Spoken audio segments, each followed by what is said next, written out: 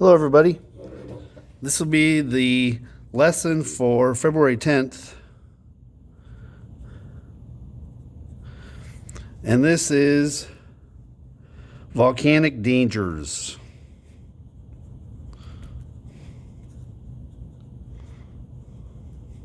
Here's how you can get a hold of me, and you will see some disturbing stuff on today's video. Okay?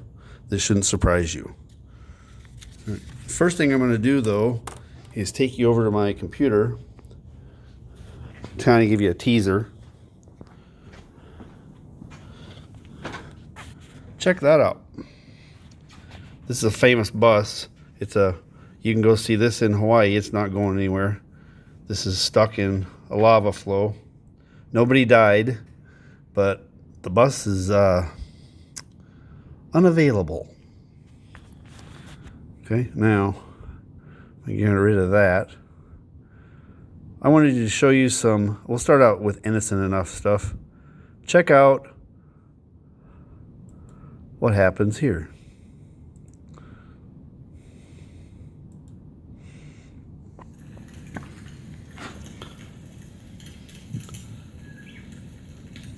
This is filmed in Hawaii during a lava flow. That's a volcano monster.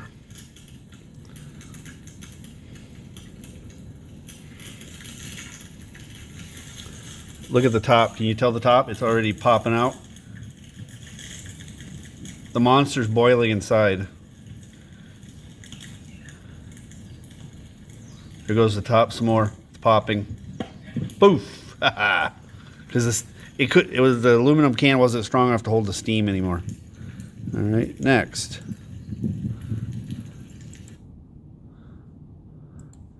What about a can of ravioli?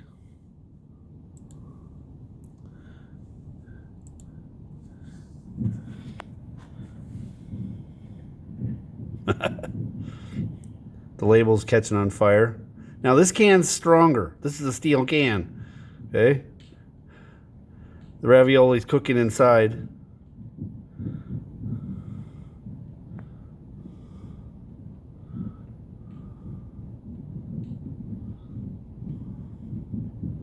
Imagine this is you. Oh, there goes. The steam pressure is starting to pop the lid out. You ready?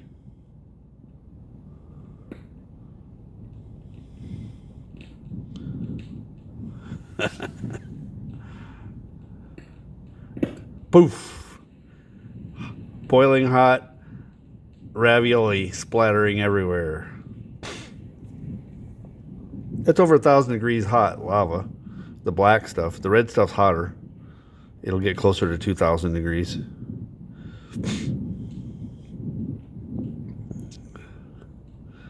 Isn't that cool? Just be glad it's not you.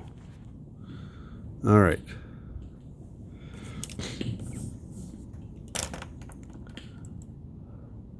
Now,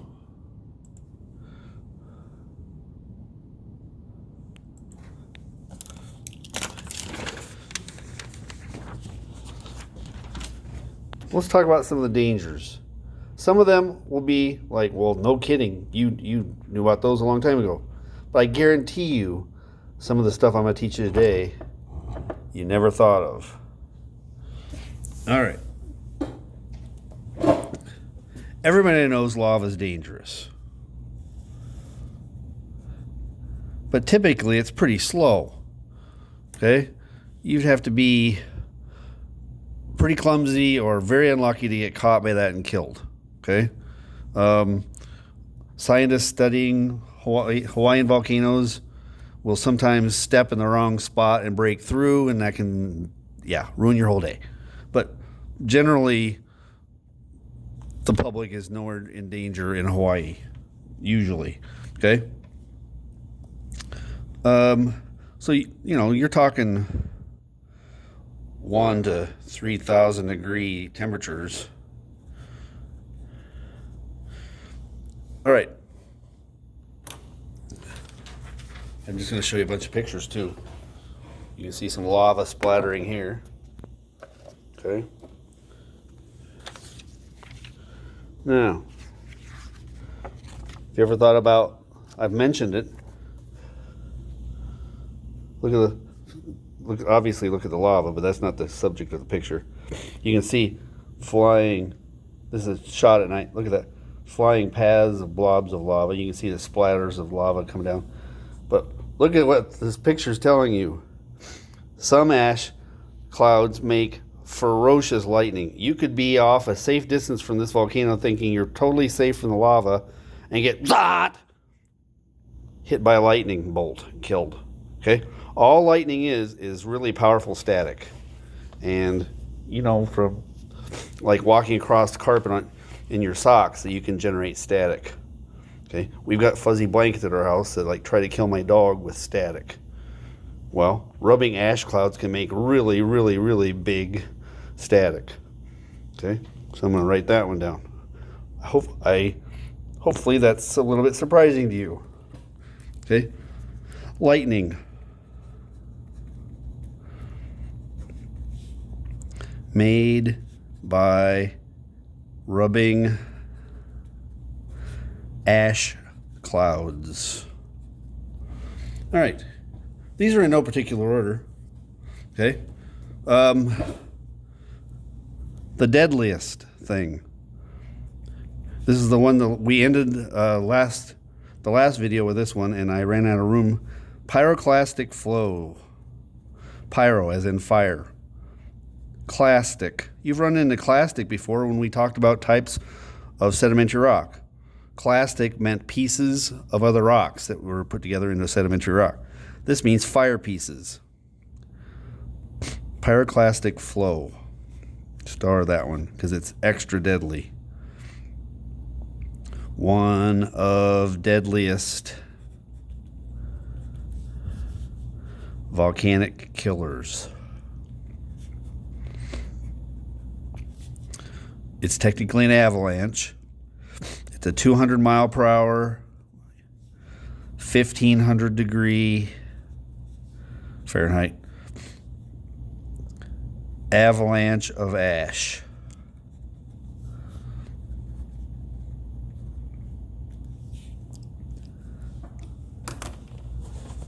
Okay.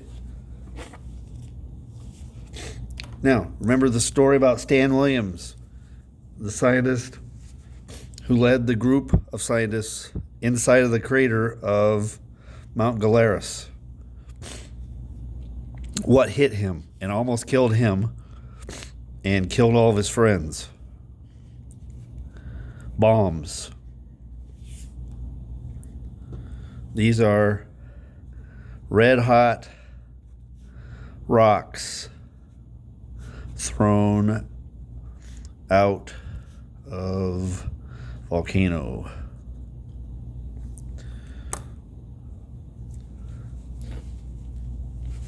Some, might be the size of a baseball. Some might be the size of a bus.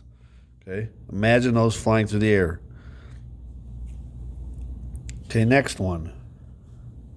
Burns. People die from volcanic burns. Okay, you don't have to even touch anything. I mean, just the heat radiating away from a lava flow can burn you badly. The heat of a blast can burn people. By the way, hopefully you never experience this, or nobody you love experiences this. But burns are one of the most painful things that can happen to a person. They're just terrible what they do. Okay. Here's one. Choking on ash. And there's other ways to die. Choking is one way. Okay. There's just getting so much of it you can't get any air in. Okay. There's dramatic video of a guy who caught by Mount St. Helens eruption, and he's walking out, and he's talking to his video camera because he knows he's going to die, and he just wants people, when they find his body and his camera, to know what it was like. And he actually lives. They were able to save him. It's amazing that he lived. And he's just, you can barely understand him. He's just got so much ash in his lungs. He's coughing and gagging and spitting and just, it's hard to listen to. You could find that on YouTube if you looked hard enough. Okay. Here's a different one. I'm just skipping down because I got too much going on there. Lung damage. People can get diseases that'll kill them years later from breathing in ash. This is a long-term thing. If you watch TV and you get annoyed by the ads for mesothelioma lawsuits, that's people that get a terrible lung disease. It's a type of lung cancer from breathing asbestos fibers from their work. Volcanic ash can do the same thing. If you looked at some types of volcanic ash under a microscope, the rock crystals are like little tiny razors and needles, and they can penetrate deep into your lungs. They're tiny and sharp, and they don't biodegrade, and your body can't get rid of all of them, and that can cause black lung disease or mesothelioma, all kinds of stuff. Long-term damage. They might take years and years and years. So on some of those videos when I was watching little kids playing in the ash, like it was snow, I was thinking, oh, those little kids down the road, they're going to regret that. All right. Something else, another way that ash can kill you. People can survive a volcanic eruption and the volcano's just pouring out tons and tons and tons and tons of ash, and you can be killed when your roof collapses. Because this is rock, powdered rock. Even though it's super soft and fine, it looks like snow, it's way heavy. Okay? Heavy ash, too much for roof to hold up. That seems like a strange way to die, but it happens. Okay, here's a way that you never probably thought about volcanoes being able to kill. It's happened. Jet crashes. Now, this has actually happened where planes have come down. There are some planes full of people that were able to find an emergency landing spot, and they didn't die, but they sure could have. Okay, volcano goes kerblooey, sends out a huge cloud of ash, thousands of miles away, maybe. Okay, well, the farther away you are from the volcano, the longer at the time the cloud of ash has to spread out in the winds, and the ash clouds can be spread out so much that you can't even see it anymore. Doesn't mean it's not there. And pilots, not knowing there's an ash cloud there, have flown their airplanes through it and then started to lose their engines when the engines got really grumpy about being fed powdered rock. Jet engines are highly precise machines. Feeding moving metal parts powdered rock does really bad things to them. Okay? Invisible ash clouds, damaging engines. This is a particular problem over the Pacific Ocean, the Ring of Fire surrounding the Pacific, and you have thousands and thousands of miles for the ash to thin out, and it can cause problems. Okay. Now, some volcanoes that are up near water can cause tsunamis. That's a TSUNAMI. And we're doing tsunamis as a separate unit next after the volcano unit. But some volcanic blasts create tsunamis. And look out. Okay. Krakatoa or Krakatoa, which is on your list of volcanoes. Krakatoa killed 36,000 people with its tsunami.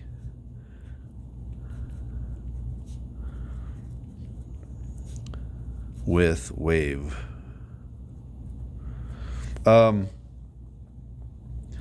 This is a gross story, but after the volcano eruption was done and the tsunami was done, the survivors were looking for their lost loved ones, and there was so much pumice, the light floaty rock made by volcanoes. There was so much pumice created by the eruption of Krakatoa that they actually were walking out on the ocean on huge rafts of pumice while they looked for floating bodies. They were looking for survivors too, but anyway, imagine so much pumice out in the ocean that you could actually do a search and rescue mission walking on the ocean. Next. This is a sneaky one. Climate change.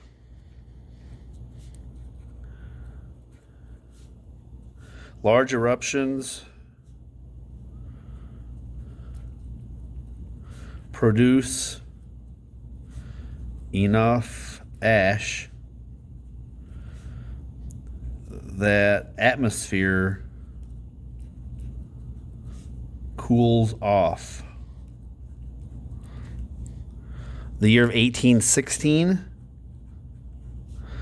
was AKA the year without a summer.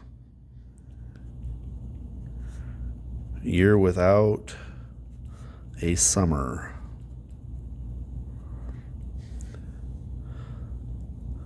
Something like 80,000 people starved to death from crop failures. Approximately 80,000 died. 80,000 died from crop failure, starvation.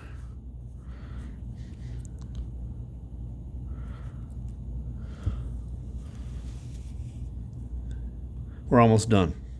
I'm at 17 minutes already. All right. Here's a biggie. Lahar. I know it's a weird word. What it is a volcanic mud flow.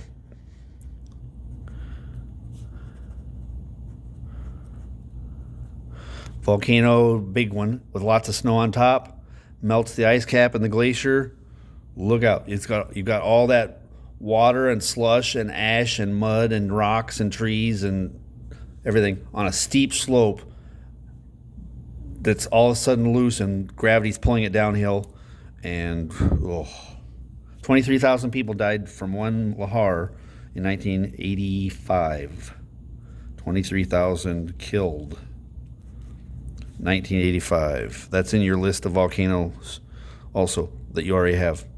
A surge. This is the boom, okay?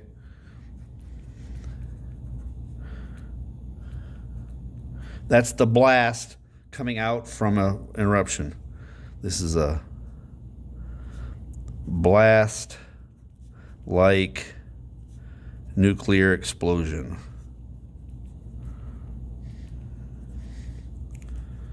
Okay? Volcanoes are scary enough, it can kill people just by scaring them to death. Literally, heart attack.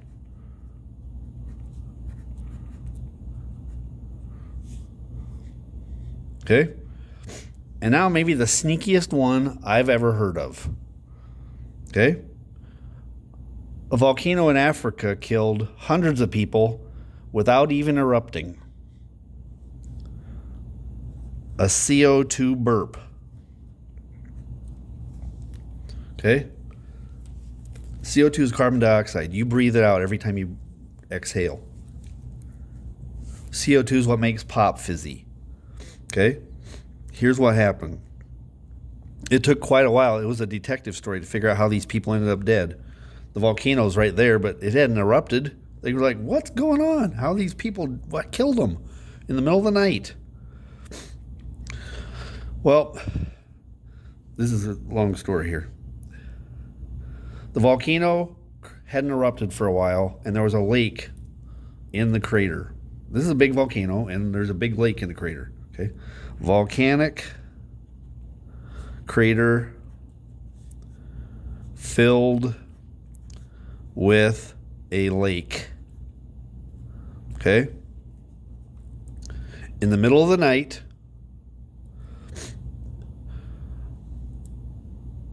this CO2 eruption happened. It wasn't a volcanic eruption, okay? It was CO2 trapped at bottom of lake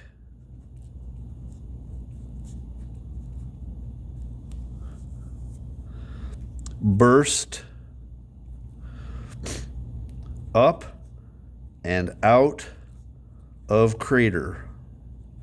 The water had been holding it down, but there was enough of the CO2 that was trapped down there. This little landslide, which is normal because we have gravity, landslide pulled a little bit of rock down the side of the crater into the lake, and that got the CO2 bubbling, and it got up and it stirred itself up and it escaped the bottom of the lake and came pouring up and out of the crater. CO2 trapped at bottom of lake burst up and out of crater. Triggered by a landslide. Now here's the thing about CO2. It's heavier than air. So in the middle of the night, this invisible cloud, you can't see it, smell it, or taste it, comes flowing down this valley away from the volcano right through a village. The people never woke up. The people and the animals of the village were found the next day. What killed them? There wasn't a mark on them. It was scary. Okay. All right. That's 21 and a half minutes. Let me see. Make sure you can see it all. I'll get out of the way here. Make sure you have these written down so that you can get your points. You're getting points every day now. So the people that do the work, your grades are going up and up, and the people that don't do the work, the opposite is happening.